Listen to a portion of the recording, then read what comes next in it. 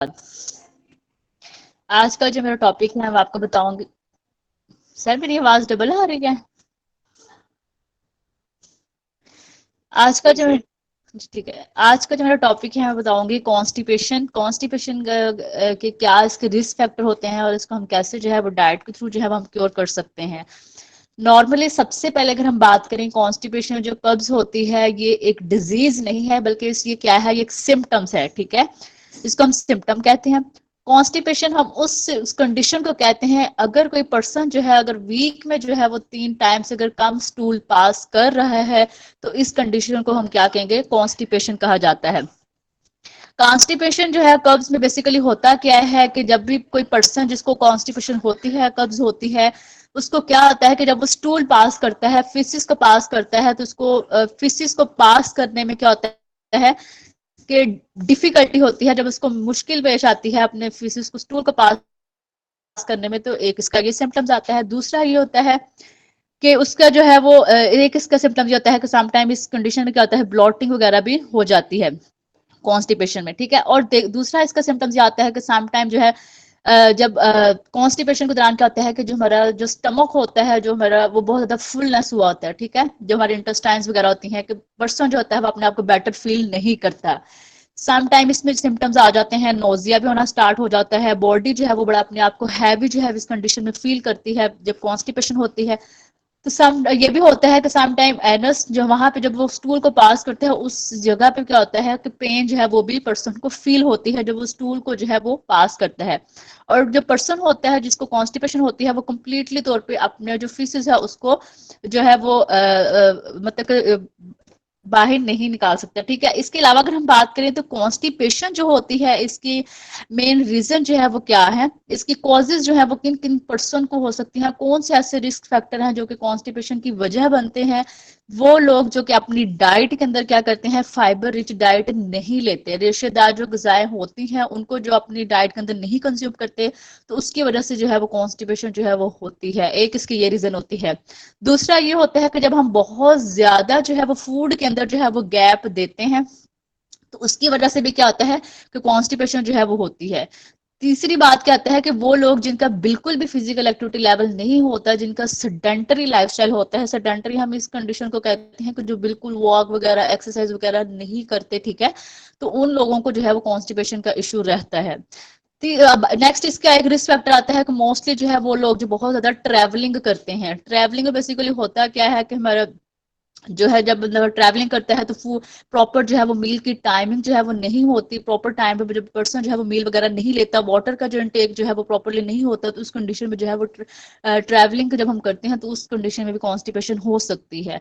इसके अलावा देखा जाए तो ओल्डर एज में जो है लोगों को ज्यादा कॉन्स्टिपेशन होती है। क्यों ओल्डर एज में ज्यादा लोगों को, बल्कि आजकल तो ये हर किसी को कॉमनली जो है वो है, लेकिन ओल्डर एज में ज्यादा इसलिए होती है जब जो लोग बूढ़े होते हैं, क्योंकि with the passage of time क्या होता है, जैसे जैसे बंदा एज एज बढ़ती है तो जो मेटाबॉलिज्म होता है बॉडी का वो स्लो हो जाता है। ठीक है, एंजाइम्स वगैरह जो है वो वीक होते हैं, चीजें जो है प्रॉपर्ली डाइजेस्ट ना होने की वजह से भी कॉन्स्टिपेशन जो है वो हो जाती है।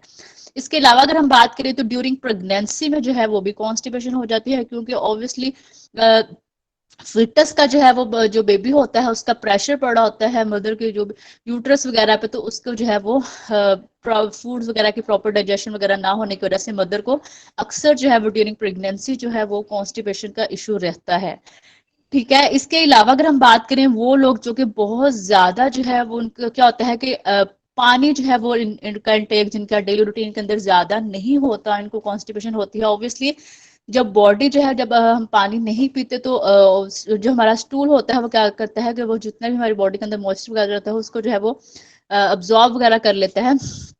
तो जब हम जो है पानी नहीं पीते, ऑब्वियसली सॉरी, जब हम पानी नहीं पीते हमारी बॉडी जो है वो डिहाइड्रेट होती है, तो क्या होता है वो जो फीसिस अस्सलाम होते वालेकुम। हैं हमारे आवाज इंटेस्टाइन नहीं में। आ रही बिल्कुल। जरा आवाज की क्वालिटी को देखें। सर आवाज आ रही है मेरी? हेलो, मुझे भी सही लग रही है सर। अच्छा, हम बात कर रहे थे कॉन्स्टिपेशन का। कॉन्स्टिपेशन बेसिकली उन लोगों को ज्यादा होती है जो कि जिनकी बॉडी जो है वो डिहाइड्रेट होती है, जो कि वाटर कंटेक ज्यादा अपने डेली रूटीन के अंदर नहीं करते।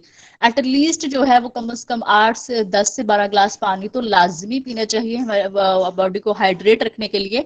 तो वो लोग जो कि वाटर का इंटेक जो है वो अपने डेली रूटीन के अंदर ज्यादा नहीं करते, जब बॉडी डिहाइड्रेट होती है तो उसकी वजह से क्या होता है कि जो फीसिस होते हैं, स्टूल जो हमारा होता है उधर इंटेस्टाइन वगैरह के अंदर, वो ड्राई हो जाता है डिहाइड्रेशन की वजह से। तो जिसकी वजह से जो है वो फीसिस जो है वो पास करने में जो है वो डिफिकल्टी होती है। तो ये जो है वजह बनती है कॉन्स्टिपेशन की। इसके अलावा अगर हम देखा जाए, वो लोग जो कि जिनकी बाउल हैबिट जो होती है वो पुअर होती है, मतलब कि जो है वो स्टूल को जो है वो टाइम पे पास नहीं करते। मतलब कि जैसे फॉर एग्जांपल अगर आपको जो है वो फील हो रहा है वॉशरूम जाने के, लेकिन पर कुछ लोग क्या करते हैं कि वो नहीं उस टाइम जाते, बैठे रहते हैं, तो वो जब इसको डिले कर देते हैं तो उन लोगों को जो है वो ज्यादा जो है उनको भी कॉन्स्टिपेशन का इश्यू रहता है।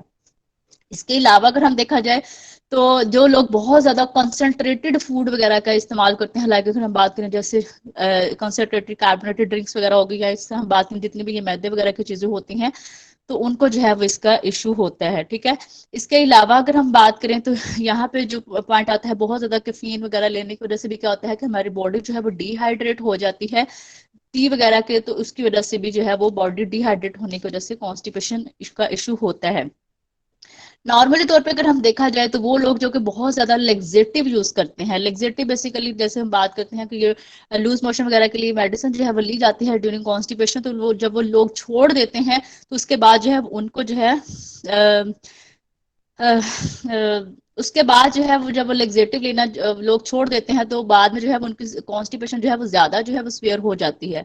बेस्ट टाइम तो ये है कि बोल का जो टाइम, तो अगर हम बात करें, अगर किसी को कॉन्स्टिपेशन वगैरह का इश्यू है तो उसको चाहिए तो वो जैसे ही अपना कोई जो है वो मेजर मील लेता है, या कोई भी अपना मील लेता है डेली रूटीन के अंदर, तो उसको चाहिए कि मील के फौरन जो है वो 45 मिनट्स बाद, 30 मिनट बाद जो है वो वॉशरूम में चले जाए। क्योंकि बाद में होता क्या है कि जो हमने फूड लिया होता है उसमें जो न्यूट्रिएंट्स होते हैं वो हमारे स्टूल को क्या कर देते हैं, सॉफ्ट कर देते हैं, तो जिसकी वजह से जो है हमें स्टूल पास करने में जो है वो इजीली हम फील कर सकते हैं। ठीक है। इसके अलावा अगर हम बात करें तो यहाँ पे आता है कि कुछ जो है वो मेडिकल कंडीशंस की वजह से, जैसे मैंने बात की है, तो उसकी वजह से भी कॉन्स्टिपेशन वगैरह हो सकती है। लाइक जैसे अगर हम बात करते हैं तो हाइपोथायराइडिज्म में भी जो है वो अक्सर कॉन्स्टिपेशन का इशू रहता है। उसमें क्या होता है, ऑब्वियसली बॉडी का मेटाबॉलिज्म जो है हाइपो अच्छा हाइपोथायराइडिज्म में ऑब्वियसली बॉडी का मेटाबॉलिज्म हाई होता है। हम अच्छा, फिर इसके अलावा अगर हम बात करें तो यहाँ पे जो पॉइंट आता है कि वो लोग जो कि बहुत सारी कुछ मेडिकेशंस वगैरह का इस्तेमाल करते हैं अपने डेली रूटीन के अंदर, वाटर का इंटेक प्रॉपर्ली नहीं करते, उनके साथ उनको भी कॉन्स्टिपेशन का इशू होता है। इसके अलावा वो लोग जो कि बहुत ज्यादा जो है वो आयरन और कैल्शियम के सप्लीमेंट जो है वो यूज करते हैं, तो वो भी जो है वो उनको भी जो है वो कॉन्स्टिपेशन का जो है वो इशू रहता है। तो ये थे उसके कुछ रिस्क फैक्टर थे कॉन्स्टिपेशन की, कौन कौन सी रीजन बन सकती हैं। अब हम बात करते हैं, अगर किसी को कॉन्स्टिपेशन है तो वो कैसे जो है वो उसको ठीक कर सकता है, कोई भी पर्सन है। सबसे पहले तो ये होना चाहिए कि अगर हम इसके अकॉर्डिंग बात करें तो अपनी डाइट के अंदर जो है वो कम से कम हमें फाइबर को तो लाजमी जो है वो ऐड करना चाहिए। फाइबर रेशेदार जो गुजाएं को हम कहते हैं। ठीक है। लाइक अगर हम बात करते हैं, जैसे अगर आपने कोई भी फ्रूट है, जैसे अगर हम बात करते हैं जैसे सेब है, उसको आप छिलके के साथ लें। जैसे अगर हम बात करें, अगर हम सेब जो है उसको छिलके के साथ लेंगे तो एक तो हमें फाइबर भी मिलेगा। सेब का जो छिलका होता है उसके अंदर जो फाइबर होता है पेक्टिन फाइबर होता है, सॉल्युबल भी फाइबर होता है उसमें। नॉर्मली हम बात करें ना तो फाइबर जो हमें डाइट से जो फाइबर मिलता है वो दो तरह का होता है। एक होता है सॉल्युबल फाइबर, दूसरा होता है इनसॉल्युबल फाइबर। ठीक है। और ये जो दोनों फाइबर होते हैं, इनका बहुत इंपॉर्टेंट रोल जो होता है हमारी बॉडी के अंदर। अगर हम बात करें तो जितनी भी, ये तो भी हम बात करें सिर्फ एक सिम्टम की, कॉन्स्टिपेशन की, कि इसमें इसका इतना अच्छा इफेक्ट है।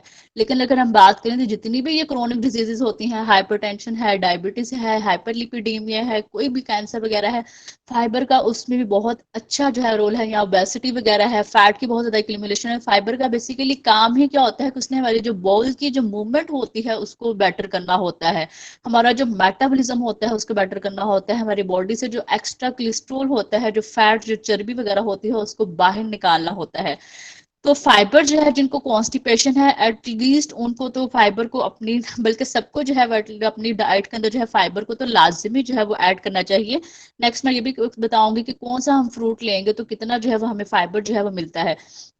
नॉर्मल तौर पे अगर हम बात करें तो जो सॉल्युबल फाइबर होता है उसका काम क्या होता है कि जब हम उसको लेते हैं ना तो हमारी बॉडी के अंदर वो जब डिसॉल्व होता है वो जेल लाइक फॉर्मेशन बना लेते हैं। लाइक अगर हम बात करें जैसे इसबगोल का छिलका है, जब हम उसको पानी के अंदर डालते हैं वो जेल लाइक बना लेते हैं। जब हम इसको अगर लेते हैं तो वो सारा बॉडी के अंदर जाके क्या करता है कि कोलेस्ट्रॉल को ट्रैप करके जितने हमारी बॉडी के अंदर अगर जो हमारे गैस्ट्रो इंटेस्टाइनल ट्रैक है, जो हमारा जो कुवेत सॉरी वो क्या है हाजमे का जो सिस्टम है, उसमें जो टॉक्सिन्स वगैरह होते हैं उन सबको ट्रैप करके बाहर निकाल देते हैं। फाइबर का इतना अच्छा रोल है। और वो पर्सन जिसका डाइजेस्टिव सिस्टम ठीक है, जिसका स्टमक ठीक है, उसको कभी भी कॉन्स्टिपेशन नहीं होगी। ऑब्वियसली जब हमारा बॉडी का जो है वो गैस्ट्रिक सिस्टम जो है बेटर होगा तो हम कॉन्स्टिपेशन वगैरह का इश्यू नहीं होगा। तो ये जो फाइबर होता है ये जो हमारे गैस्ट्रो इंटेस्टाइनल ट्रैक के अंदर जो टॉक्सिन्स वगैरह होते हैं उनको क्या करता है बाहर निकाल देता है। अब हम बात करते हैं कौन से ऐसे फूड हैं जो हम अपने डाइट के अंदर ऐड करें जिनके अंदर सॉल्युबल फाइबर होता है, वो हमें कॉन्स्टिपेशन से प्रिवेंट कर सकता है। जैसे अगर हम बात करें तो ये इसमें आ जाता है एप्पल वगैरह आ जाता है, बनाना आ जाता है, पियर वगैरह जो सॉरी पियर वगैरह जो है वो इसमें जो है वो आ जाता है। जो इनसॉल्युबल फाइबर होता है उसका बेसिकली काम क्या होता है कि उसने हमारी बोल की जो रेगुलरिटी जो होती है उसको मेंटेन जो है वो करना होता है। ये मोस्टली जो है वो इनसॉल्युबल फाइबर इनके अंदर होता है, वो जितनी भी वेजिटेबल्स वगैरह होती हैं उनके अंदर जो है ये प्रेजेंट होता है। बाकी जो है नेक्स्ट इसके सोर्सेज को मैं एक्सप्लेन करती हूँ।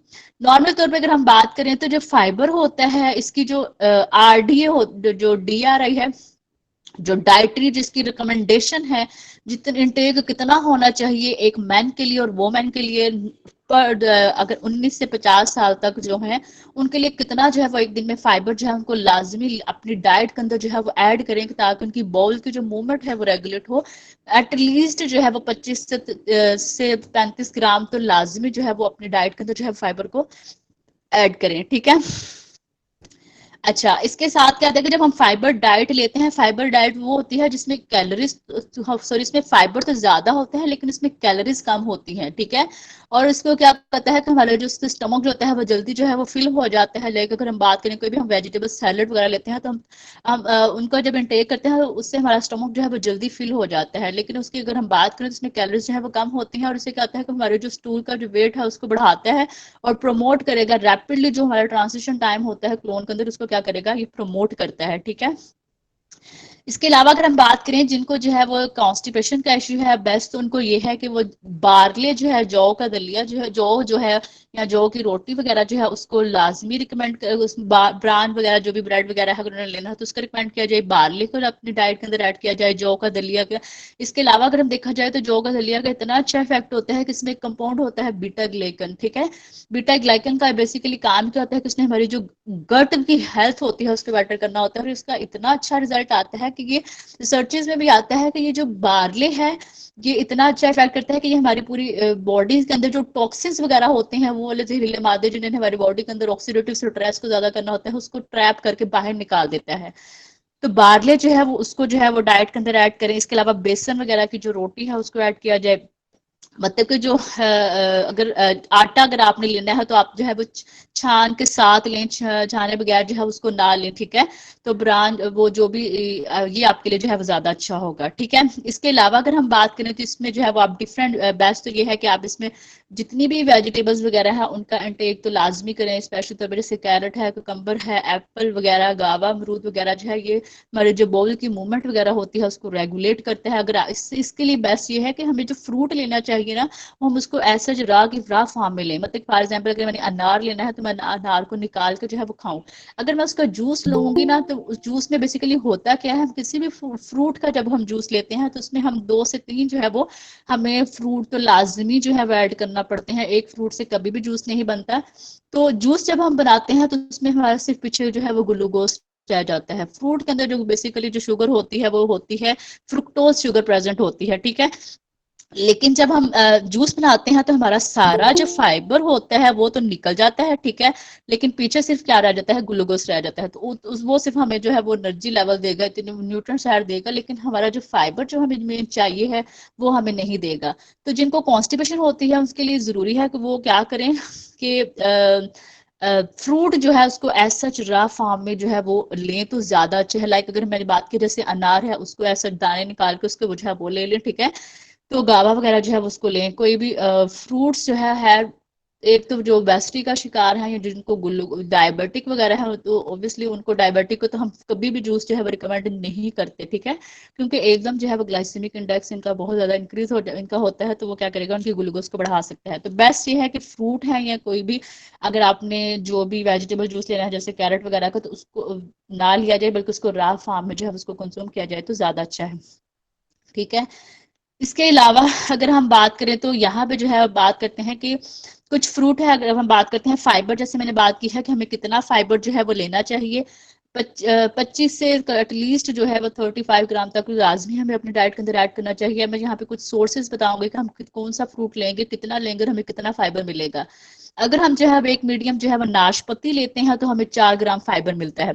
बेस्ट ये है कि हम जो भी कोई, जैसे मैंने बात की है कि मैंने एप्पल लेना है तो एप्पल के लिए मुझे जरूरी है कि हम इसको छिलके के साथ कंज्यूम करें।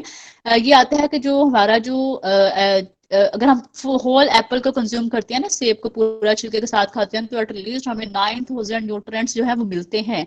लेकिन जब हम छिलका उतार देते हैं तो पीछे सिर्फ जो है वो 3000 न्यूट्रिएंट रह जाते हैं, ठीक है।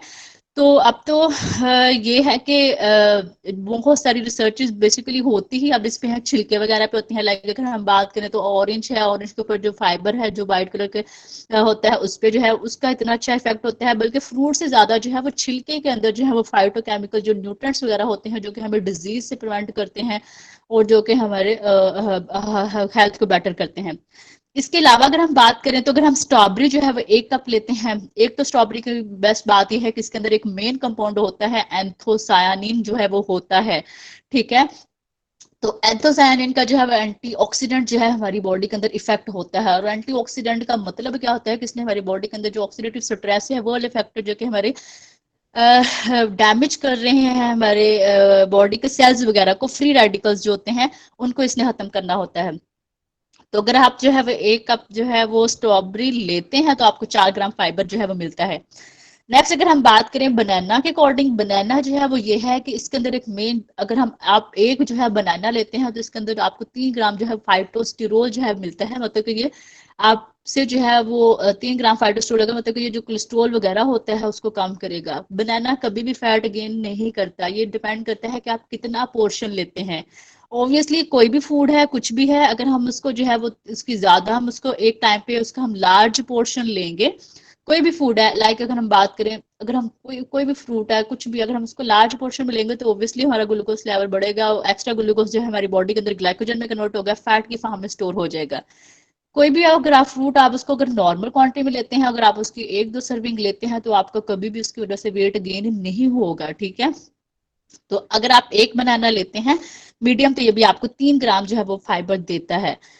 अगर इसके अलावा अगर हम बात करें तो चार हो जो है वो, अगर आप जो है वो बेहोश काले बुहारा लेते हैं तो वो बहुत अच्छा देता है आपको इफेक्ट कॉन्स्टिपेशन को कम करने का, वो आपको 6 ग्राम जो है वो फाइबर जो है वो देता है, ठीक है। इसके अलावा अगर हम बात करें जो शकरकंदी होती है, अगर आप एक मीडियम लेते हैं तो आपको 3 ग्राम जो है वो फाइबर जो है वो जो है वो देता है। इसके अलावा अगर हम बात करें तो जैसे जितनी भी ये, अगर हम वेजिटेबल्स के अकॉर्डिंग अगर हम बात करें तो जितनी भी वेजिटेबल्स होती हैं और उनके अकॉर्डिंग अगर हम बात करें तो अगर हम उनको कुक्ड फॉर्म में अगर हाफ कप लेते हैं तो वो हमें जो है वो कितनी कैलोरीज देते हैं, 25 ग्राम कैलोरीज देते हैं।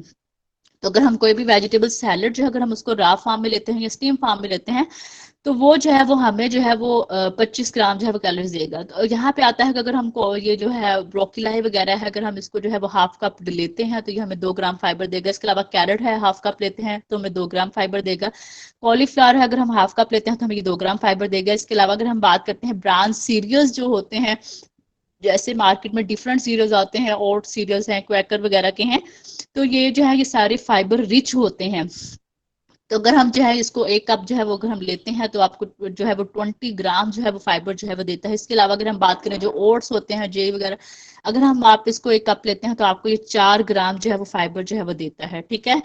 इसके अलावा अगर हम बात करें तो हम यहाँ पे जो आता है कि इसके अलावा अगर हम बात करें तो इसमें और भी काफी सारे सोर्सेज आ जाते हैं, जैसे एप्रिकोट आ जाता है, पीच आ जाता है, तो ये जो है इसका अच्छा जो है वो इफेक्ट होता है। अब यहाँ पे जो पॉइंट आता है कि मार्केट में जो है फाइबर के काफी सारे जो है वो सप्लीमेंट भी आ गए हुए हैं, जो कि वो बहुत सारे लोग ऐसे होते हैं कि जो कि क्या करते हैं कि वो फूड वगैरह को इतना प्रेफर, मतलब कि कहते हैं कि हम बैलेंस वगैरह नहीं हो रहा है, तो वो जो है वो अब इसके मार्केट में जो है वो काफ़ी सारी जो है वो प्रोडक्ट्स वगैरह भी आ गई हैं। जैसे एक मोस्ट बहुत सारी कॉमनली जो है वो हम यूज़ करते हैं, जैसे इसबगोल का छिलका है, ठीक है। तो इसबगोल का जो छिलका होता है उसमें सॉल्युबल फाइबर भी होते हैं, उसमें इनसॉल्युबल फाइबर भी जो है वो प्रेजेंट होता है। तो वो भी जो है वो एक हमारी बॉडी को जो है वो एक अच्छा इफेक्ट देता है। इसके अलावा अगर हम बात करें सिट्रोसिल जो है, ये भी एक फाइबर का सप्लीमेंट जो है मार्केट में। इसके अलावा फिब्रिल है, फेर है, फाइब्रो है। तो डिफरेंट जो है मार्केट में सप्लीमेंट वगैरह जो है वो अवेलेबल होते हैं, लेकिन मैं ये रिकमेंड करना चाहूंगी कि हमें जो है सप्लीमेंट पे को नहीं, मतलब कि कोई हमें क्या ज़रूरत है, अगर हमारे पास डाइट, अगर हम डाइट को ही अच्छा कर लेंगे तो हमें सप्लीमेंट लेने की कोई ज़रूरत नहीं है, ठीक है। अब यहाँ पे पॉइंट आता है कि हमें फाइबर जो है वो बहुत ज़्यादा भी हमें अपनी डाइट के अंदर ऐड नहीं करना, कि अब जब जो है हमने फाइबर के जैसे बहुत सारे बेनिफिट हैं, तो हमें फाइबर भी एक लिमिट में जो है ऐड करना है। जैसे मैंने बात की है कि 25 से 35 ग्राम तक तो एटलीस्ट आपको फाइबर ऐड करना चाहिए अपने डेली रूटीन के अंदर। अगर हम कोई भी 3 डिफरेंट फ्रूट्स जो है अपनी डाइट के अंदर ऐड कर लें, या 3 डिफरेंट वेजिटेबल्स को अगर ऐड कर लें, तो ये हमारी बॉडी के फाइबर कंटेंट और विटामिन मिनरल्स के स्टेटस को पूरा कर देता है। हमें कोई सप्लीमेंट वगैरह लेने की ज़रूरत नहीं है, ठीक है। सिर्फ अगर हम सिर्फ 3 डिफरेंट कलर की वेजिटेबल्स, 3 डिफरेंट कलर के फ्रूट्स वगैरह को अगर हम ड्राई फार्म अगर हम प्रेफर कर लें, तो ये हमारा फाइबर कंटेंट को पूरा कर देता है। बाकी इसके साथ अगर हम अपना वाटर का कंटेंट, वाटर की जो है वो नंबर ऑफ ग्लासेस को बढ़ा दे, तो ये हमारी कॉन्स्टिपेशन को क्या कर देगा, कम कर देगा। अब यहाँ पे जो बात आ रही थी, हम यहाँ पे हम बात कर रहे थे कि फाइबर की क्वांटिटी जो है उसको भी मॉडरेट होना चाहिए। ऑब्वियसली कोई भी चीज़ जो है हम अगर एक्सेस फॉर्म में लेंगे, या हम उसको बहुत ज़्यादा लेंगे या बहुत कम लेंगे, तो हमारी बॉडी के अंदर बैड इफेक्ट करेगा। कोई भी चीज़ अगर हम बहुत ज़्यादा लेंगे तो भी टॉक्सिक है, अगर हम बहुत कम लेंगे तब भी हमारी बॉडी के अंदर वो बैड इफेक्ट जो है वो करेंगे। तो यहाँ पे आता है कि बहुत ज़्यादा फाइबर को भी इतना ज़्यादा ऐड नहीं करना चाहिए, बहुत ज़्यादा के इसकी वजह से जब हम बहुत ज़्यादा फाइबर को ऐड करते हैं तो जो है वो गैस वगैरह का इशू हो जाता है। दूसरी बात यह है कि जब हम बहुत ज़्यादा फाइबर लेते हैं ना, तो इसकी वजह से हमारे जो न्यूट्रेंट होते हैं उनकी एब्जॉर्प्शन जो है उस पर इफेक्ट बहुत ज़्यादा होता है। तो हमें जो है वो मॉडरेट अमाउंट में जो है वो अपनी डाइट को फाइबर को ऐड करना चाहिए, ठीक है। इसके अलावा अगर हम बात करें कौन जो है उसको ले सकते हैं, इसके अलावा अगर हम बात करें तो अच्छा, इसके अलावा अगर हम बात करें तो यहाँ पे जो पॉइंट आता है, अगर किसी को जो है वो कॉन्स्टिपेशन वगैरह का इश्यू है, तो उसको चाहिए कि दूध के अंदर जो है वो ऑलिव ऑयल वगैरह भी ऐड करके ले सकते हैं। ऑलिव ऑयल का बेसिकली काम क्या होता है कि उसने जो इंटेस्टाइन की जो मोटिलिटी वगैरह को प्रमोट करता है, इंटेस्टाइन की जो भी वॉल्स वगैरह होती हैं उनको क्या करेगा, स्ट्रेंथ वगैरह करेगा, सॉफ्ट करेगा, ठीक है। तो ये भी जो है वो कॉन्स्टिपेशन से रिलीफ दे सकती है। इसके अलावा अगर हम बात करें तो कैस्टर ऑयल भी जो है वो मिल्क के अंदर ऐड करके आप ले सकते हैं, जो कि आपकी पेरिस्टालिसिस की जो मूवमेंट होती है उसको क्या करेगा, स्टिमुलेट करेगा, ठीक है। तो ये जो है वो आप जो है वैसे अपने कॉन्स्टिपेशन को क्या कर सकते हैं, कम कर सकते हैं। लेकिन कैस्टर ऑयल को हम लॉन्ग टर्म के लिए नहीं यूज कर सकते, ये इंटेस्टाइन के अंदर जो है इन्फ्लेमेशन जो है वो कॉज कर सकते हैं। तो इसको जो है वो शॉर्ट टाइम पीरियड के लिए जो है वो इसको इस्तेमाल किया जाए। इसके अलावा जो है अगर हम बात करें 10 से 12 ग्लास पानी तो लाजमी जो है वो अपनी डाइट के अंदर आपने ऐड करना ही करना है, ठीक है।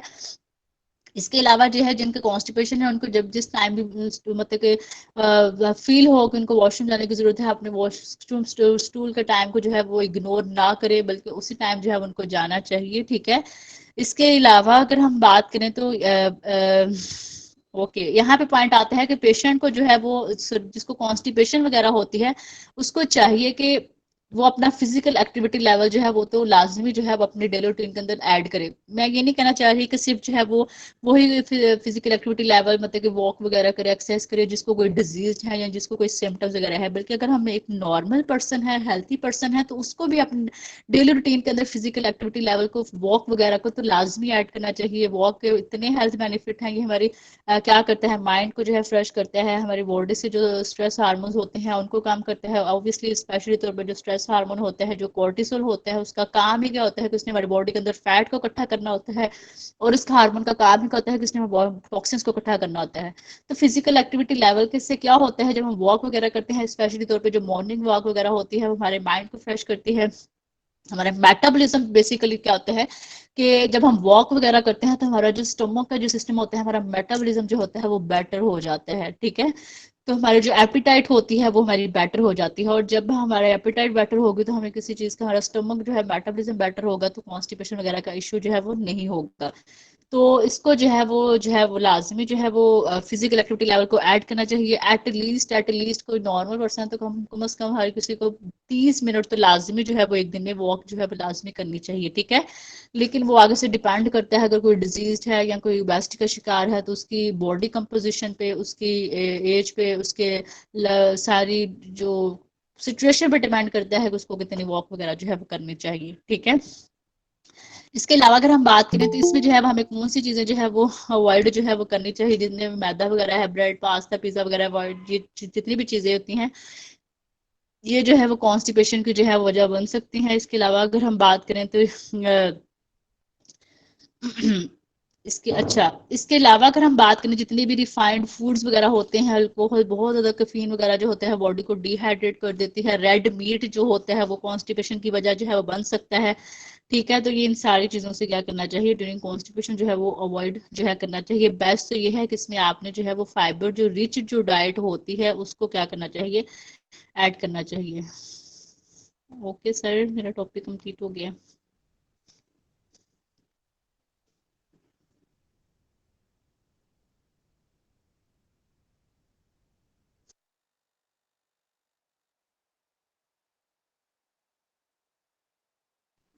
जी सर।